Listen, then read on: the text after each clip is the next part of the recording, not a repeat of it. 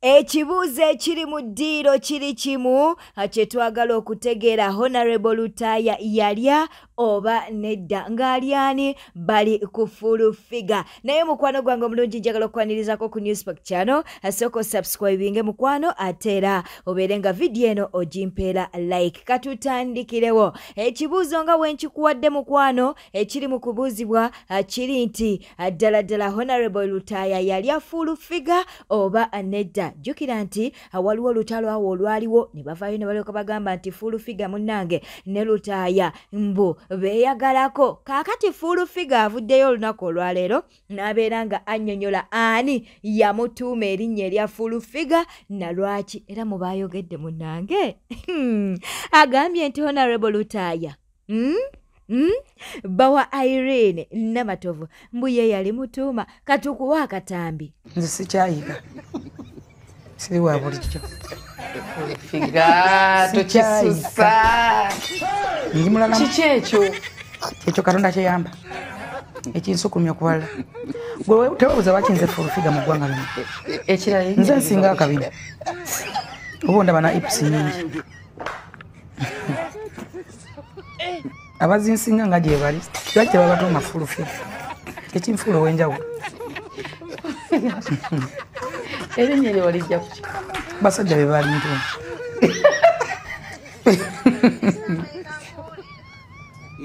mazima ani oyo ow'enjawulo eyakuyita full figure Geoffrey Lutaaya yalaba ki kyeyalaba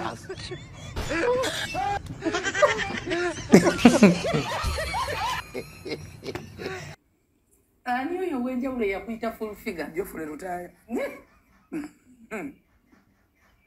yalaba ki kyeyalaba katonda wange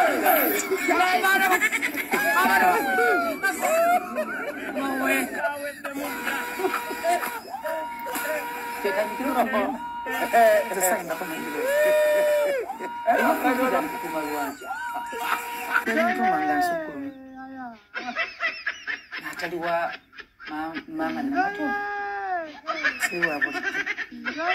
figa tokisusa ndi mulala kiki ekyo Katonda kyeyamba ekinsukumya okubalala gwe tewabuuza bakinze full figure mu ggwanga lino nsinga akabina oba ndaba na ipusi nyingi abazinsinga nga gye bali lwaki tebabatuuma full figure ekinfuula ow'enjawulo Kiriza tubeere ng'ate tweyongerayo mangi no genkuleetedde olunaku olwayo naye tugakwata empola kye bali mu kukola Honorable Lutamaguzi Ssemakula Pike kikambwe byatabuse dda akavidiyo katusooke tukakuwe. Sebo sinala balale wetandika nzije mpe ku kigamba. Kyali mulabadaba. Obulamu bulungi. Tuli bulungi. Obulamu bukyeyo. Obulamu akatambula mukama wange. Yes, ka video kano mukwano njagala nziremu nkakuwe oketegereze bulungi nga tetunagenda mu comment section. Sebo sinala balale wetandika nzije mpe ku kigamba. Kyali mulabadaba. Obulamu bulungi. Tuli bulungi. Obulamu bukyeyo. Obulamu akatambula mukama wange. Kiriza tubeere ng'ate tuddukako mu comment section tutandikidde wano. Ono agambye nti muve ku taata wange Lutamaguzi olw'akaviiri ke bw'atyo bw'agambye. Ate ono n'alyoka agamba nti Honorable jangu weesimbewo ewaffe. Oyo nno bw'atyo bw'agambye. Ono n'agamba nti Honorable kirabika ye yeesala enviiri. Okay, bw'atyo bw'agambye bali mu kuba nti no munnange basabula akaviiri ka Honorable Lutamaguzi ke yasibye. Ono n'agamba nti laba bwe kaasaze omutwe wabula kannakyalo. Mu comment section munnange mwe tuli ono agambye nti embwa emukutula enviiri baana mwe bw'atyo bw'agambye. Ono n'agamba nti yenna yasaze Honorable akaviiri no musaala. bw'atyo nno bw'agambye akaviiri ka Honorable baakasabudde. Nga wali mukulaba munnange comment section tukyaliyo nnyo, ono agambye nti Honorable Luuta ani kinyonzi we bannange mbwe amasannyalaze gaagenze nga bakyamusala. Bwe batyo nate abaana mu comment section we basazeewo okuba nti nno basabula Honorable Luuta Maguzi Ssemakula apike. Kaakati katubeere ng'ate tugendako wano. Yes, subscribing, liking, leka obaka bwawo mu comment section. Waliwo olutalo oluli ku mutimbagano wakati wa Zubeda, twogera ku Shamimu Mayanja akosa n'omuwala omu. Omuwala ono bamuyita Patra yavuddeyo nalo kagamba nti Zubeda yamulemesa omulimu gw'okusipaaka. Twagala tusooke tukwe akatambi ak'omuwala ono Patra ate tukwe ne Zubeda munnange ng'avuddeyo n'abeera ng'atabuka, agambye agenda kufaafaagana naye tayagala bamu funako masanyalaze na bamwononera linnya. Katubikuwe Suku nga bwe twogera ku bantu abatulwanyisizza ku Spark TV, omukazi Zubeda saagala mulaba nga asinika ebinyongo oyogera kuba naye yanwanyisa nga ngenda ku Spark TV. Olunaku olumu Spark yayina show ng'eyagala abakozi, kati nga bw'omanyi olw'okuba nali already ku TikTok on trending nga nayina abantu abali bampusha olugenda ku Spark okutandika okukola. So, nina mchali wange ngampe namba ya producer by then. Nga nkubira producer nga ngamba jangu tulabe. Producer we namusanga atudde ne Zubeda. Zubeda bwe yana nagamba, kana akawala nkamanye ku TikTok kuba nange kakola bulungi. Kale shoka gisobola ne mama kampi nnyo. Ate mulowooza omulimu bagumba. Zubeda kenna kulaba ng'osimika ebinnyo. Kakati njagala omuwala oyo Batra. Ngenda kuleeta Alex. Ebiseera yali producer wa Spark TV. Bwe mbanga nakulemesa omulimu ngenda kuwa ssente otandike bizinesi n'okufunira omulimu omupya ogwali kusinga ne wati ssente ze wali ogenda funa ku Spark. Ekyo nkikubuulira kuba ogaseemu n'okunvuma. I remember that day watusanga ku National Theatre awo wetutuula ku bba. Alex we yali akulindidde n'ojja n'olaba Alex n'onyumyamuko nafaawo era nenkubuuzaako. I usually seragira nnyo ku bantu, nenkubuuzaako. I even advised nekugamba omulimu bwe gugaana sigalayo ku TikTok yo ng'okola by'okola. Nekugamba emirimu gya TV gina procedure because ozijukira bulungi nnyo nti nasigala awo n'abantu be twaliwo because I wasn't alone. Abantu bonna abo nga bwe naliwo nabo, I'm willing to call them. Wembanga wallahi billah njagala producer yave yagambe nakulemesa omulimu because emirimu gya TV gina procedure. Ekirala nze yali takola ku Spark TV. Nze ate ategeera nako nti wasabye omulimu yategeerera awo nga producers z'okulabira ku Spark. I mean like ku National Theatre. Nga lwaki nkulemesa omulimu muwala? Mwagadde nnyo okutonoonera amannya ne mwagala okubeera nga mutufunamu views. This is serious by the way. Wemba saagu kulemesa wallahi billah ngenda kukusiba. Ekyo nkikubuulidde. Wemba nagukulemesa njagala nkole buli kyoyagala. I'm not that kind of a person. Wemba nakulemesa omulimu ngenda kukuwa ssente zitandika bizinesi eriwa ssente ze bali bagenda okukuwa kusipaawo. Wemba saagu kulemesa nga ne producer ngenda kumuyita njagala mumuyite nga tutudde wali leeta balooya bo ndeeta abange leeta abantu bosaagala kukunyigiriza. Omanyi mulimu ebintu nga mususse okutumanyiira. Wemba nagukulemesa I'm willing to pay pain gye nakuyisaamu ne gy'olimu. Bwemba saagukulemesa muganda wange kino ngenda kukigguusa Patra. Sikumanyi nnyo. That is the first day I met you. People have just tagged me in your video and I was like, this needs my reply. Like seriously, it needs it. Kubanga wetubanga tubufunira abaana bawala mirimu kubayambako. Why would I even ku mulimu gwe sigenda kukola? My dear nze nkoze ku TVs. Manyi ne ssente bekazi bayitsasula. Nkati nkulemesa omulimu ngenda gukola. Mulekera okututeekako blackmail. Stop it. However much you guys need views, you need likes, you need to trend, but don't trend on someone's name. Don't. do not. Akati Zubeda azze ku WhatsApp yange nanterayo message ebigambo bino nga bumubirabye. Zubeda njala okutegeeza ebigambo bino. Mutambula mumanyira abaana b'abantu, mwogerayogera nnyo ku bantu, ne mukosa obulamu bwabwe, ne mbone mukitwala nti kiri ize. Zubeda, mubotiisa nze siriimu. Omanyi lwaki osobodde okunkubira essimu? Nti obadde oyina ennamba yange wagijjawa. Kwolwo olunaku lw'onkusinkana ng'oli ne producer Alex. Gwe mwennyini omala okunjogerako ebyekisiru byo nga nnyiize nsirika. Zubeda mala yeeyogeza imbumba ku nnamba yo ogenda kunterayo posita yange ku TikTok. Ebyo ebiseera oba mujjukira show Zubeda gye yali ayina eyamusala abantu gye bataagenda. Yali alina mu kupushinga show. Amala okunjogerako ate nza nsaba ate mutereyo posita ku TikTok yange. Omaze okundaba nga TikTok ontegedde. Ekiba kikwogeza ebyekisiru kiba ki? Musamwa.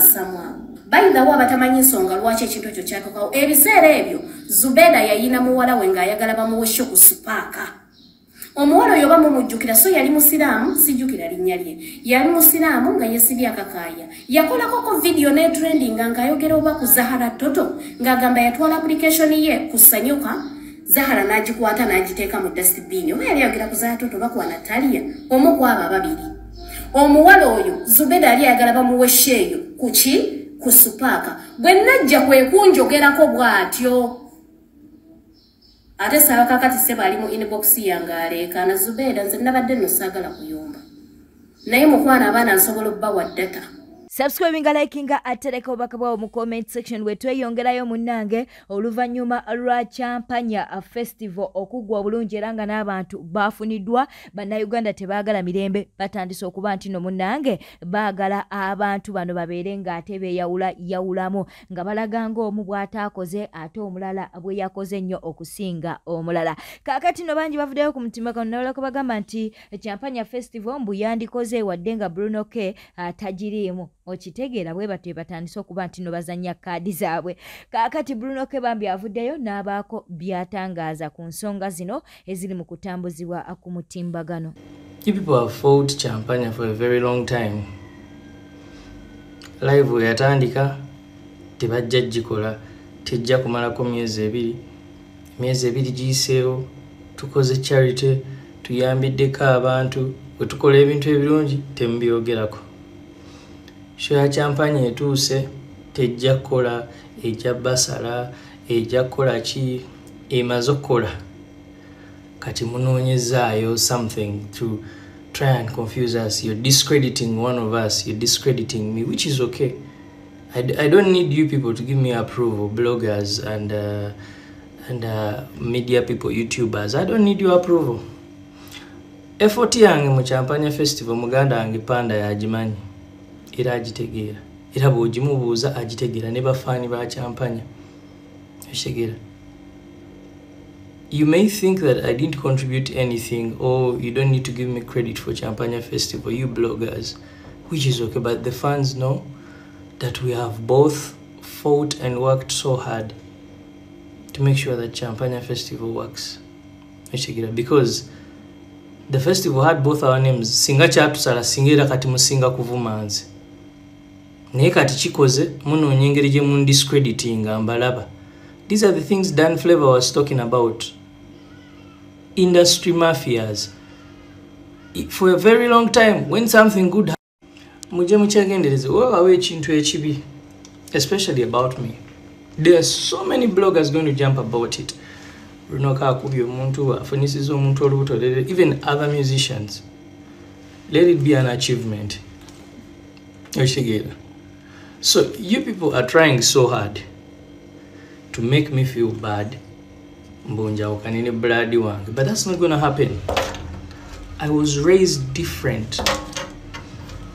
My brother knows my effort and he keeps appreciating it. Because he knows I have a very big hand in the festival and in Champagne Live. And he has a very, very big hand too. It's effort that takes two people like this. So bloggers, don't try to discredit any of us. Because you're going to discredit us. I am past that level. One thing in Bamani, byemukola mbamanyi nti mwagala gezaako ku making a feeling abubi now. I've been here where you like mwaliwa when we are starting to announce the show. How many of you announced the show? How many of you announced the show? You didn't. It's our Champagne family. Abantu baffe betubeera nabo ku live ne bafaani baffe abantu postingira ko show era be bamu be bazze era be bagula tickets. So this is Baby No Dan Flavor Bear Yabagamba. They are industry mafias who try to fight against people and the system. Mu mawulire amalala ajjukira nti Nagudi yavaayo n'abeera ng'alumba mirembe mumutegerera ddala bulungi tatera kubeera mu ntalo. Kaakati no Calvin Kayanja avuddeyo n'abaako byayogera nabyo katubikuwe. Mirembe buno obudde, she's fighting with infertility. We don't know. Oba she is barren, oba like naye yakozesanga family planning kubanga bwotunuulira byefayo bya Mirembe naye mukyusa w'abasajja. Naye ayinza kubanga okwagala nnyo okubeera ow'ekitalo yakozesa family planning nti buno obudde Mirembe obudde omwola bw'eddagala Mirembe bwe yakanywa. Nakata akyabunywa. Buno obudde Mirembe ali omu ku ba TikTok abanoonya omwana nga buno obudde ne bakubira Mirembe essimu ne bamugamba nti waliwo omusawu ali ku lusozi Kalanga. Sijja kulinda na kumalayo. Kiki ekikuvumya Mirembe? Nze nganda banga gwayina ebizibu ebikumala. Wano nakujja mu bw'amalaya Saudi Arabia n'enkudipotinga paka Uganda. Bwe watuuka wano watandika kutankuula ntalo na kuvuma abantu. Nze nkimanyi nti ekikutawaanya oli muloge. Chovola bantu owununya amawanga mangi netofunayo Mirembe. Oli muloge nonya Godfather akwambulule.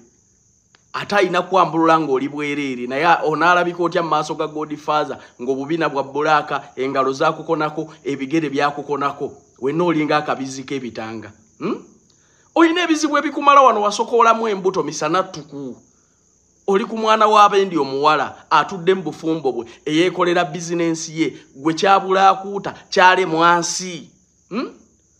Lwaki tonywerera mu bukadde bwo? Gwe abaana be wazaala baliwa? Omanyi wadde omwana wo gyali? Wali Saudi Arabia ng'oli kalenzi kati okoonoonedde future. Olwale toyinza kutubuulira na gye kaafiira.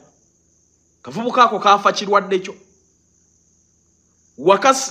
Wakawere bankumuunye. Nalongo yakukyaza mu bulamu bwe ng'akutaasizza kkomera ku bw'amalaaya bo walwala akasagazi. N'olyoka ogenda omutabaalira mu babbaabe baganda be n'akaana ak'emyaka 3 n'okakwata nga ssusu ne weeyisanga kooti.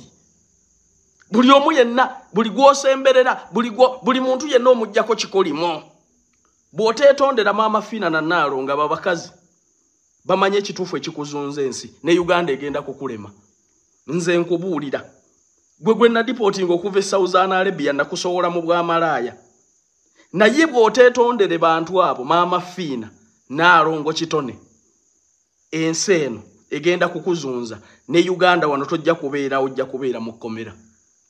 Chovolaba nti ogenze kubyeyo ogenze awantu wonna tomanyi kikutambulirako. Bwete tambudde obadde mulabi mulungi wawule kwekumira ku Newspark channel kankusaba obeere ng'osubscribinga olikinga kw'ossa n'okuleka obubaka bwawo mu comment section. Weera bulungi weeraba.